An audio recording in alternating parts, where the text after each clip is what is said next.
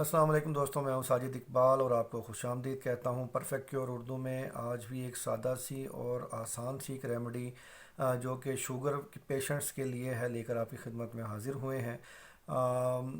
یہ تمام کی تمام چیزیں آپ کو گھر سے اویلیبل ہو جائیں گی، گھر کے کچن سے، تو آپ اسے بنا کر رکھ لیں اور اس کو استعمال کریں تو اس کے انشاءاللہ نہایت ہی اچھے آپ کو رزلٹس ملیں گے اور آپ کی شوگر کنٹرول اس سے ہو جائے گی ٹھیک۔ تو ابھی تک مطلب یہ ہے کہ شوگر کا کوئی علاج نہیں ہے، صرف کنٹرول کیا جا سکتا ہے اپنی اچھی ڈائٹ یا اچھی قسم کی ریمیڈی کے ساتھ۔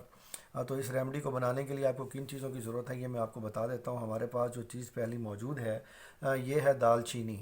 دوسری جو چیز ہمارے پاس موجود ہے یہ ہے سفید زیرہ۔ تیسری جو چیز ہمارے پاس ہے یہ تخم بالنگا ہے، تخم بالنگا۔ چوتھی چیز جو ہمارے پاس ہے یہ میتھی دانہ ہے، آپ نے میتھی دانہ لینا ہے۔ یہ چار چیزیں آپ نے لے لینی ہیں۔ اس ریمیڈی کو آپ نے بنانا کیسے ہے؟ نہایت ہی سمپل ہے۔ آپ نے یہ تمام کی تمام چیزیں برابر وزن میں لینی ہے۔ میں نے یہ 20 گرام لی ہوئی ہیں، چاروں چیزیں 20 گرام لی ہیں۔ اور اس کا آپ نے کرنا یہ ہے، طریقہ اس کا یہ ہے کہ آپ نے چاروں چیزوں کو اچھی طرح سکھا لینا ہے اور اس کو آپ نے گرائنڈر میں ڈال کر گرائنڈ کر لینا ہے، پیس لینا ہے اور اس کو باریک صفوف بنا لینا ہے آپ نے۔